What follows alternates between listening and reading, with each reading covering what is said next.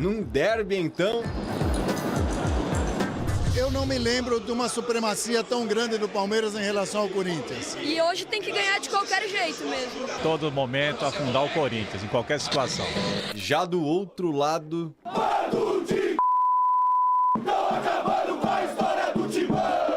Extremos tão opostos que num clássico como esse chegam até a se chocar pelo nível de tensão.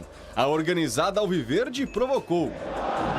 Sem Murilo, lesionado, Aníbal Moreno e Rony suspensos, o Verdão entrou com Vitor Reis, de 18 anos, e Naves, de 22 na zaga, mesclando com a experiência de Rafael Veiga. Quando o 23 pega na bola, o palestrino levanta e o meia começou assustando o goleiro Matheus Donelli. Enquanto o Timão, sem confiança, não conseguia segurar a bola e quando tentava sair jogando, a Fiel até fechava os olhos. Pressão alviverde, Fabinho, substituto de Aníbal, roubou e Menino finalizou. A primeira revisão do VAR veio nessa jogada do Zé Rafael, que foi derrubado. Daronco não deu nada. Aí sim o contra-ataque alvinegro funcionou. Sozinho Wesley levou, driblou a marcação e exigiu muito de Everton. Jogo pegado, de pouco espaço e muito falado. Ranieri levou cartão por essa entrada no Flaco. Sobrou punição até pro banco do Corinthians. Enquanto no verde, Fabinho reclamou e foi amarelado. Agora, se tinha alguém levando vantagem em campo, era o Wesley. Livre na esquerda, encontrou Ranieri, que não dominou e perdeu uma ótima chance. Flaco respondeu, fazendo o pivô e mandando a porrada no canto. Ainda no primeiro tempo, o já desfalcado Palmeiras perdeu outra peça importante. Zé Rafael, completando 300 jogos pelo Verdão, sentiu e teve que ser substituído por John. Mas é aquela velha história. Jogo grande se decide nos detalhes. Ranieri fez essa falta na entrada da área. Veiga na cobrança e 1-0 Palestra. O pequeno detalhe mesmo é que a bola iria no meio do gol, mas desvia na cabeça do Fabinho, quase deitado e entra. Primeiro gol do garoto no profissional.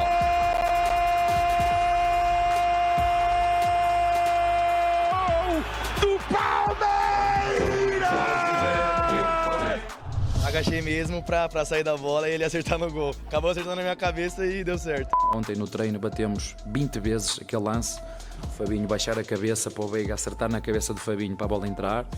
Portanto, foi uma jogada muito estudada e parabéns pelos 90 minutos que estiveram ali a repetir sempre o mesmo lance. Acho que hoje calhou bem. E o futebol é isto. O futebol é...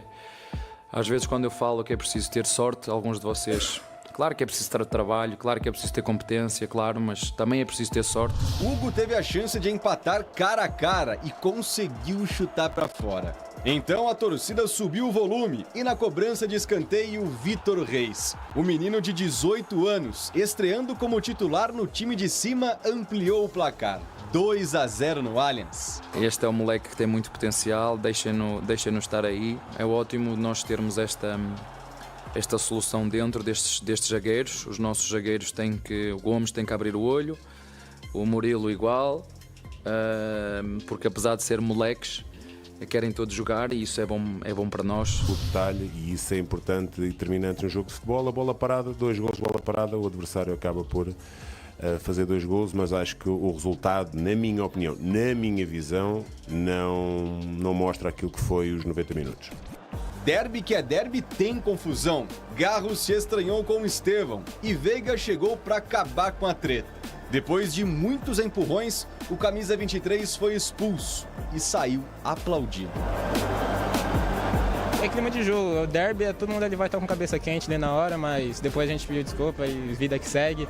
E fico muito feliz da equipe ter me protegido ali na hora, que eu acho que isso é uma das características da nossa equipe, de um defender o outro sempre. Com um jogador a mais, o Corinthians perdeu essa ótima chance com Yuri Alberto na enfiada do Coronado. Garro tentou de falta, Estevão, disputando o primeiro derby da carreira, teve a bola do 3-0, só que Donelli salvou. E no fim, o maior público da temporada alviverde. Os mais de 41 mil presentes estavam certos. Toda a confiança das arquibancadas do Allianz Parque foi refletida a alguns lances de escada abaixo. Em campo, vitória palestrina, que garante a paz no vice-líder, 3 anos invicto contra o rival e o caos no vice-lanterna. Alvinegro, que tem apenas uma vitória em 13 rodadas no Brasileiro. O Corinthians chega a 7 jogos sem vitória. Não ganha há 35 dias na temporada e há 65 dias no Brasileirão. Antônio Oliveira não cai, pelo menos por enquanto. Não me convidem para esse circo, honestamente. Eu percebo que é o que vende, eu percebo que é o que querem sangue, eu percebo que querem... Isso aí chamam aqui ou chamam ali o presidente ou chamam aqui o Fabinho. Portanto, eu sou técnico de futebol. Estamos tristes, como é evidente, preocupados, como é evidente, mas em nenhum momento desesperados, portanto, porque sabemos o nosso caminho, sabemos aquilo que nós estamos a fazer. Não é um momento desesperador? Não, de 13 para 38 ainda falta muito ponto. Acho que fomos uns justos vencedores perante uma equipa que nós sabíamos que não estava na máxima confiança, nem está na sua máxima confiança. É um clube de peso no Brasil, histórico, vocês conhecem-no ainda melhor que eu, conhecem seguramente o passado do Corinthians. E pronto, é sempre bom poder ganhar estes jogos, para nós é normal, mas sobretudo para os nossos torcedores que seguramente podem ir para casa tranquilos. Abel, o Palmeiras só perdeu um dos últimos 16 derbys e chega à maior invencibilidade no século contra o rival, 8 jogos. No Allianz, então, a última derrota para eles foi lá atrás, em 2019. Quanto ao Corinthians... A confiança é inabalável entre todos e quando existe isso, existe um caminho e uma luz que nós vamos agarrá-la. Bom, o retrospecto do Abel Ferreira contra o Corinthians são 7 vitórias, 5 empates e apenas uma derrota. E é um time que está muito bem organizado na tabela, joga um futebol onde ele tem desfalques, jogadores importantes fora e mesmo assim o Palmeiras, numa situação adversa, com um homem a menos, consegue administrar um resultado. E o Corinthians tem problemas seríssimos, é o vice-lanterna. A matéria foi muito explicativa. Sério, Leirão? Começando pelo momento que o Palmeiras ficou com um jogador a menos. Eu concordo com as alterações do Abel, porque ele fortalece os lados do campo. Ele fez com que o Flaco Lopes continuasse em campo para tentar ali uma última bola, se pode dizer assim, porque o Corinthians começou a se lançar um pouquinho mais ao ataque, mesmo não criando oportunidades. Eu gravei bem o que você falou no comecinho ali, 1 ou 2 oportunidades, que foi o que o Corinthians teve. A falta do Garro, acho que no segundo tempo ali, o chute do Wesley numa ótima jogada, que para mim o Wesley no primeiro tempo ele foi o melhor jogador do jogo, da partida, entre o Palmeiras e também do Corinthians. O Fabinho também fez um grande jogo, o Abel já tinha elogiado o Fabinho em algum momento em uma dessas coletivas anteriores, e ele fez valer essa moral que o Abel deu para ele. O Palmeiras é um time que jogou mais tranquilo, até pela questão de estar jogando em casa, diante do torcedor, consegue fazer os gols no segundo tempo, e o Corinthians não conseguiu reagir. Por mais que ele tenha colocado o Pedro Raul, e aí vem uma crítica, o Wesley tem que estar em campo, independentemente de estar cansado, se não está cansado. Uma jogada individual ele poderia, de repente, colocar o Corinthians dentro do jogo de novo. O Antônio preferiu tirar ele para colocar o Pedro Raul, até porque na prévia do jogo aberto ontem estava entre dúvida, né? Pedro Raul e o Wesley. No final ele acaba tirando o Wesley ali, eu não gostei dessa substituição. E o Palmeiras fez o feijão com arroz. Não é que o Palmeiras fez um jogaço tecnicamente diferenciado, mas soube controlar o resultado. A gente tem a sonora do Antônio dizendo que o Wesley pediu para sair, a mesma coisa do Ranieri. Então, eu acho que se o treinador chega na coletiva e diz que os jogadores, os atletas pediram para sair, isso tem que ser levado em consideração. Não imagino que tenha sido o Wesley que ficou esperando e o Antônio, não, vem para cá porque eu vou substituir. Porque ele vinha bem mesmo. Não tinha muito nexo, né? E ainda mais quando o time depois fica com um homem a mais, os espaços poderiam aparecer. O Abel Ferreira termina o jogo com 5 laterais de origem, não é? Então, fechou ali mesmo, para não dar contra-ataque, para não dar oportunidades. E eu queria já abordar a questão da expulsão do Veiga. Bora. Porque o Veiga, na verdade, não tinha nada a ver com o lance, era entre o Estevão e o Garro. O Veiga vem disparando e chega já dando uma trombada no adversário e o juiz não tinha muito o que fazer, já deu o cartão vermelho. Agora, a pergunta não é nem tanto se a expulsão do Veiga é justa ou não. O Estevão fez alguma coisa a ponto de causar tudo isso ou não era para tanta reação do Garro, indignação? Não era para tanta revolta dos jogadores corintianos. A provocação do Estevão, para mim, nem houve provocação. Ele usa o que ele tem de melhor, que é a qualidade técnica dele. O Palmeiras está ganhando, ele precisa segurar a bola ali na frente. Ontem eu vi, pós o jogo, algumas críticas em relação à risada irônica do Estevão no jogo. O Maná também fez um gesto de mostrar o escudo da camisa para o Gabriel Menino. Isso são coisas que acontecem dentro de um clássico tão aflorado como é Palmeiras e Corinthians. Agora, entrando na expulsão, para mim o Daronco foi bem expulsar o Veiga, porque eu encaro essa atitude do Veiga como uma agressão do Veiga no Garro. Então, para mim, o Daronco acertou em expulsar o Veiga. E, na verdade, esse lance remeteu ao outro, que é o do Carlos Miguel, no clássico contra o São Paulo, que ele empurra também e nada aconteceu, ganhou ali um cartão e pronto. Então, isso é uma outra coisa, né? Os critérios da arbitragem, eles mudam de acordo com quem está dominando o apito naquele jogo especificamente. Agora, eu concordo com você, o Daronco não tinha outra coisa. O Veiga vem direto no adversário, não tem nem o que fazer na frente do árbitro. Claro que eu também entendo que você melhor que eu sabe sobre isso. Quando esses lances acontecem, quer proteger o garoto, quer mostrar que é mais experiente, mas também exagerou ali. Sim, o Estevão até falou sobre isso, né? Que ele se sentiu feliz em relação à proteção dos companheiros. Você falou de critério, o Ranieri tomou um cartão amarelo, logo em seguida o Veiga faz uma falta muito parecida, que não recebeu o cartão amarelo, daí também tem uma revolta do time corintiano. Naquela ocasião, o Veiga também deveria ter tomado o cartão amarelo dentro desse critério, já que ele tinha dado o cartão amarelo para o Ranieri. Agora, fato é que no primeiro tempo não tivemos gols, o Palmeiras teve mais a posse de bola, um predomínio não tão absurdo assim, não dá para falar que foi superior.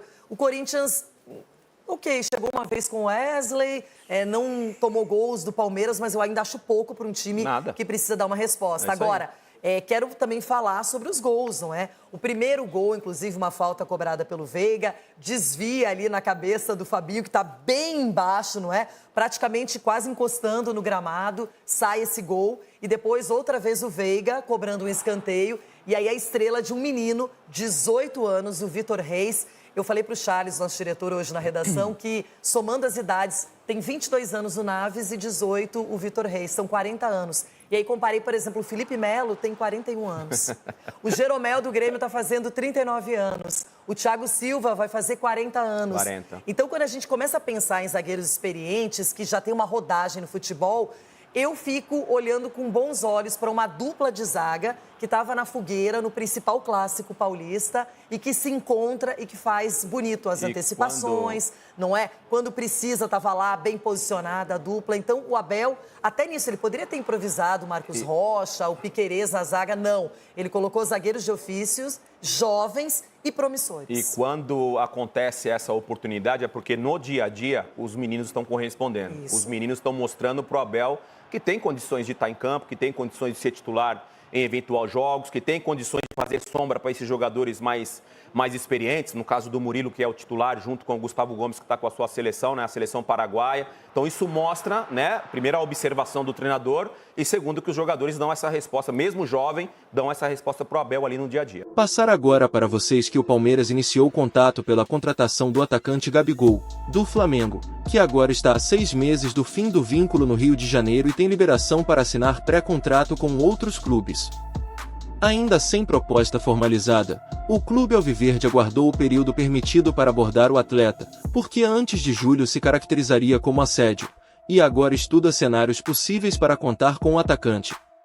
É uma negociação, porém, vista internamente como longe de ser simples, e com uma série de fatores envolvidos. Para contar com o atacante ainda nesta janela, o alviverde precisaria investir em uma compensação financeira ao Flamengo, que tem contrato com Gabigol até dezembro e é rival direto na disputa pelo título brasileiro. Se não tiver uma compensação financeira que a gente entenda ser plausível, que seja dentro das nossas análises de um bom negócio para o Flamengo, ele vai ficar até o final, afirmou o vice de futebol rubro-negro, Marcos Braz, no domingo.